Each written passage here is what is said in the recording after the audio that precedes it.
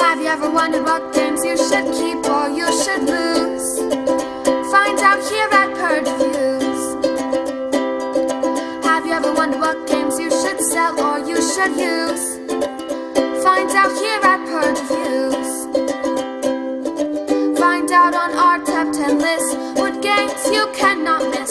Don't forget to subscribe to Purge Reviews. Hi, welcome to Purge Reviews. I am looking at the top 100 games of all time. Today is January 4th, 2018. I am looking at numbers 50 through 41 of the top 100 games on Board Game Geek. I hope you enjoy this list. If you do, please don't mind if you like and subscribe to the channel. It's very helpful. Number 50 is El Grande. This is the granddaddy of all area control games. If you're looking for an area control game, and boy, this game has held out and held up, this is the one to get. Start here. I always wanted to like area control more than I do, but this is the one to get. It has a lot going on for it. Very easy, very accessible, very gateway-ish into area control. And then later on, you can branch out to what theme you like, or like Sons of Anarchy, the TV show, or whatever it is that you may be looking for. Number 49 is Patchwork. Uwe Rosenberg put out a two-player game about quilting. Not really a theme that I'm interested in, although some people go really crazy over this. Uwe Rosenberg going to get a lot of good decisions to make. It's very fun. There is the Cottage Garden that came out. It's kind of like a big brother of this. But Patchwork's really portable, really fun. It's a good way to get your grandma or your mom or your sister into gaming. It just works. It's a very, very solid game. 48 is Five Tribes, or as I like to call it, Moncala for gamers. A lot going on here. This game can be bogged down in analysis paralysis.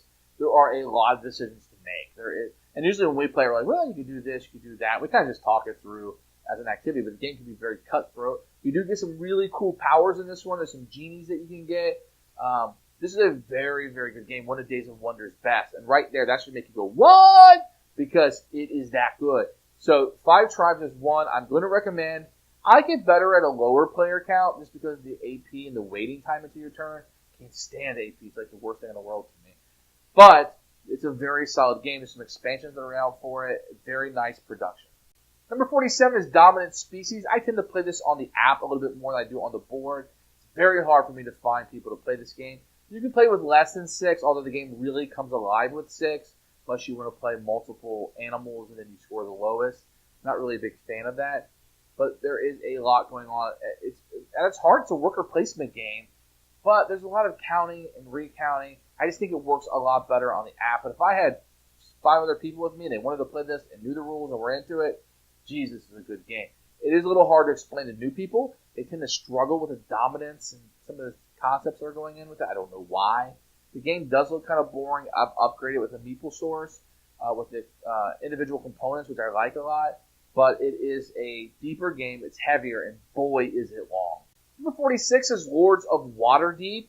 This is probably a very good intro-level gateway game. If you have a buddy who likes Dungeons & Dragons, this is something you can definitely pull them into.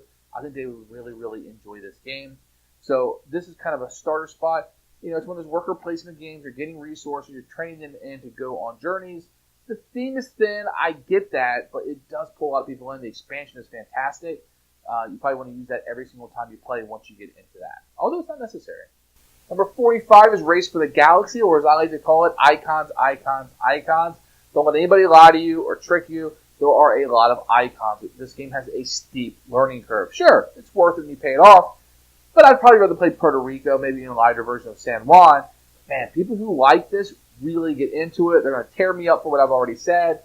But let's be honest, I'm here to tell you the truth. I'm here to tell you my experience. I don't like this game. I like it.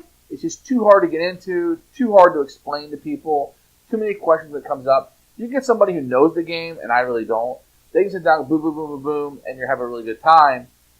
But it's not for me. And you can play really quickly once you know what you're doing. It's just really tough to get there. With so many great games, it's just tough. 44 is Eldritch Horror. This is the replacement of Arkham Horror. This is a really fun little adventure story game. What you're doing in the game is fun. You are making important decisions, and what you do does determine whether you're going to win or lose. Sometimes. But it's an adventure. When you're done, you're like, I went to the Himalayas. I went to the jungles of the rainforest. And there's this really neat, epic story that you're telling. I think the game is better if you think of it as a story game with a game attached. Because you have these big, epic stories. But when you're done, you'll be talking about it. Yeah, I did that, I did this, I went there, and that. And winning almost becomes secondary, although this game is very winnable and your decisions do matter. So this is definitely one to check out, Eldritch Horror. 43 is Twilight Imperium 3. This game is falling fast. I assume because 4 is going to take its place, but Twilight Imperium 3 is the social space opera game. This is a game that is Star Wars in a box. I mean, you have these different races. You know it doesn't have a Star Wars theme on it. But man, if they did. It's really, really neat. It's epic. It takes a long time. There's a lot of miniatures and decisions and politics and all these little different aspects. This is the 4X game. One day it will be replaced by something that plays quicker. But for now, we have this.